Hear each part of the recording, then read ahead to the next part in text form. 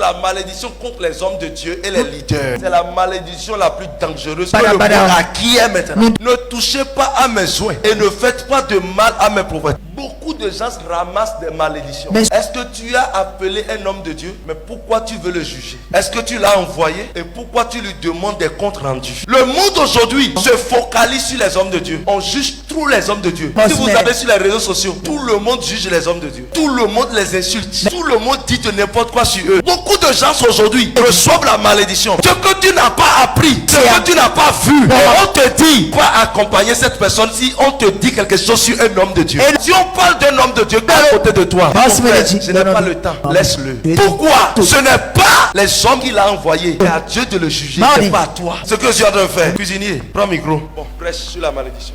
Parler, c'est pas mon domaine. Ça veut dire que chaque domaine existe des gens que Dieu a placés. Quand vous voyez comment Dieu a divisé les 12 tribus d'Israël, vous allez comprendre que les Lévites sont choisis par Dieu. Dieu ne leur a pas donné de place. C'est dans le temple. Et toi, ils sont là pour défendre le peuple. Ils sont là pour intercéder pour le peuple. Et toi, tu es là. Tu dis, cet homme de Dieu là, c'est un faux prophète. C'est un faux pasteur. Bien aimé, tu as tué tes progénitures. Parce que c'est blasphémer contre le Saint-Esprit. C'est parler contre l'esprit qui a la personne qui l'a libéré de ce problème. Il y a beaucoup de gens. Le problème c'est comment faire pour tenir l'image des hommes de Dieu, pour déstabiliser les hommes de Dieu. Il a même fait attention. Il a dit à Aaron qui était choisi par Moïse, ils sont même père, et Mariam qu'on appelle Marie, sa soeur directe. Les deux ont parlé contre Moïse parce que Moïse a pris une femme éthiopienne, une femme étrangère, et les deux sont là dit mais Moïse a donné la loi, pourquoi lui il va prendre une femme étrangère? Quand Moïse est venu, Dieu a appelé Moïse et a appelé les autres, dit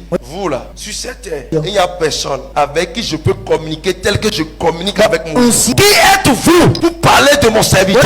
Alors que Aaron aussi est un homme de Dieu sous la direction de Moïse. Et en même temps Dieu a frappé Mariam de la lèpre. La malédiction ne connaît pas la famille quand il s'agit d'un homme de Dieu. Ça ne connaît même pas les relations. Tu fais ça, tu consommes un peu, c'est tout. Dieu, tu peux cracher sur lui, tu peux tout dire de lui. Lui il peut se défendre ou non, mais toi tu vas ramasser les pots.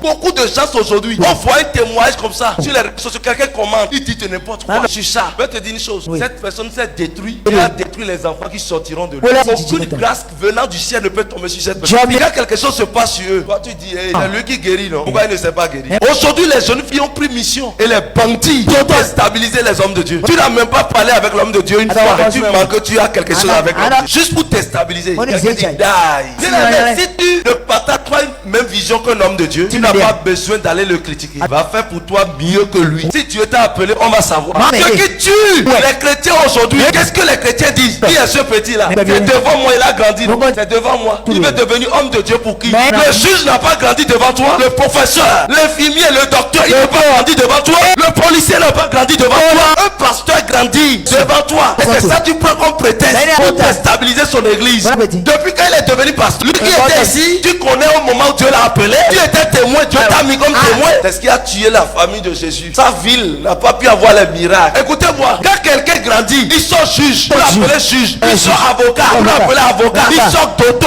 vous l'appelez dodo. Infirmier, vous l'appelez infirmier. Docteur, vous l'appelez docteur. Il y a quelqu'un qui sont pasteurs. Jésus, les gens lui ont dit, c'est l'enfant du menuisier, non? Ils sont pasteurs, on l'appelle daddy. Ça t'énerve, tu es gris chez toi. Et la malédiction, si c'est facile, tout le monde allait recevoir micro. Quand un pasteur, Dieu l'élève, il devient riche. Ça t'énerve. Tu l'appelles pas tous les noms. Mais quand un enseignant devient riche, quand un maître devient riche, un avocat devient riche, un docteur devient riche, un opérateur économique il devient riche, tu ne parles pas. Là, il est riche, c'est bon. Quand Miss Lolo devient riche, celle qui passe comme ça.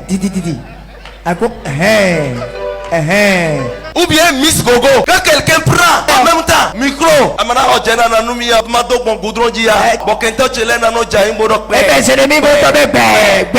il devient riche, il est content. Un homme de Dieu soit riche, Dieu le bénit. Écoute-moi, je ne suis pas un pocolon. Je vais rester dans la brousse, dans une tordue pour te faire milliardaire. A man of God. Je prie pour toi, je te bénis, tu deviens riche. Moi aussi je deviens riche. Tu portes veste, je porte veste. Tu prends voiture, je prends voiture. Tu portes dans duplex, Je dois t'enfiler. La malédiction que les gens reçoivent, c'est quoi? Vous voyez par exemple notre pays, le Bénin. Quand un pasteur quitte l'extérieur, il vient comme ça. On va voir les pasteurs d'un col comme ça. Assis dans plateforme. Les pasteurs. Un homme de Dieu quitte l'extérieur. Ils sont là. Ils disent dans leurs églises. Tel homme de Dieu vient. Venez. C'est nous-mêmes qui nous tuons. Pourquoi? Quand il dit ça, il suit ça. Parce qu'il n'est pas béninois. Quand il faut un béninois, il n'est pas là. Il est démon. Alors que celui qui est venu de l'extérieur, c'est délivrance il a fait. Il a prêché. Il a délivré. Qu'est-ce que leurs frères sont en train de faire? C'est une malédiction. Vous pouvez prier n'importe comment. Les pasteurs ne vont pas évoluer. Ils sont haïs. Les prophètes. Ce que Dieu les a donnés. C'est qui tue les chrétiens aujourd'hui. Si tu es fidèle ici, quand tu vois un homme de Dieu sur les réseaux sociaux, tu peux commenter correctement. Mais pour ici, tu ne commentes pas. Parce que quand tu vois là-bas, tu venais ça. Parce que c'est ailleurs. Ça te plaît de rester dans ce ministère là-bas. Bien aimé, vas-y. Quand tu fais 3 mois, 6 mois, 1 an, tu vas comprendre que là où tu étais mieux que là où tu es parti. Il y a des gens qui partagent les autres hommes de Dieu. Ils ne partagent pas pour eux. C'est une malédiction. C'est laisser de discrédit sur ton père. Tu fais la promotion de quelqu'un d'autre. Tu ne balais pas ta chambre. La Bible dit celui qui ne prend pas soin de ses enfants et de sa famille et va prendre soin de certaines personnes n'est pas une bonne personne. C'est un méchant. C'est des malédictions que nous recevons. Au lieu de te rapprocher des gens, commence pas à accuser. Commence pas à insulter. Quand tu insultes, tu insultes celui qui l'a appelé. Tu dégrades le miracle de certaines personnes. Tu as le ciel sur la tête de personnes. Regardez par exemple Kakou Sévérin. Je ne parle pas de Philippe. Kakou Sévérin de la Côte d'Ivoire. Les gens l'ont combattu. Le monsieur prophétise en langue prophétique. Et l'onction, c'est lui. Et il fait ça, il fait ça. Tous les hommes de Dieu sont restés contre lui. Ils sont levés contre lui. Je suis même maintenant. On a perdu un grand homme de Dieu. Dieu est malade. Dieu a dit, Jérusalem, toi à qui j'ai envoyé des prophètes, toi à qui as tué mes prophètes, tu les envoyé. Tu vas crier, les sangs se seront demandés. Beaucoup d'hommes de Dieu sont morts avec leur onction parce que le peuple les a découragés. Elle est mort maintenant. Tous les hommes de Dieu qu'on va prêcher. Le Kakou était grand homme de Dieu. Au moment il était vivant, il n'était pas grand homme de Dieu. Pourquoi soutenez les gens lorsqu'ils sont morts et vous ne les soutenez pas lorsqu'ils sont vrais? C'est de la sorcellerie, c'est de la sorcellerie. Si tu ne veux pas la malédiction, soutiens les gens, soutiens ton frère, soutiens l'enfant de Dieu, soutiens l'homme de Dieu lorsqu'il est vivant. C'est pas après sa mort. Les gens meurent.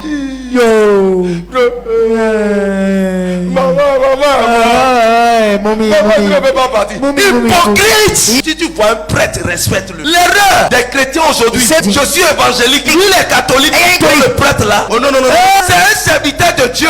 Il peut être dans tout. Tu connais, tu l'as vu. Si tu vois mon père, respecte-le. Si tu vois toute personne qui a fait pasteur, tu n'as pas besoin de respecter seulement ton pasteur. Non, la Bible dit, il n'y a pas de petit péché. Celui qui pêche contre un serviteur de Dieu, pêche contre l'autre parce que c'est le même esprit, mais différentes onctions. La Bible dit, les dons sont donnés par le même esprit. Si moi, Dieu m'a donné le ministère prophétique, le don de prophétie, tu as donné le don de guérison là-bas, tu as donné la parole ici, tu as donné ceci là-bas. Maintenant tu vois moi, tu me venais. Maintenant tu vois l'autre.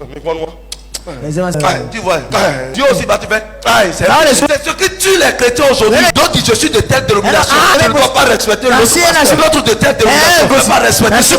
Moi je ne suis pas de son église, mais je ne peux pas le respecter. On ne dit pas, va lui donner à manger, va lui faire ceci.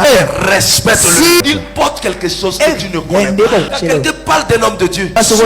Il y a beaucoup de gens. Vous avez dit quelque chose sur un pasteur. Vous avez parlé négativement. Mais s'il est en erreur, rapproche-toi de lui. Dis-lui son erreur. Appelle-le à corriger. Tu peux quitter, mais tu lui fais part et tu quittes. Si tu veux, tu restes. S'il ne se répand pas dans ça, tu peux quitter. Mais commencez par le publier, le discréditer, dire n'importe quoi sur lui. C'est un danger. Parce que c'est pas toi qui l'as envoyé. Il y a des gens qui ont des maladies et vous pensez que vous allez guérir cette maladie. Ils ont blasphémé, ils ont parlé contre un noix.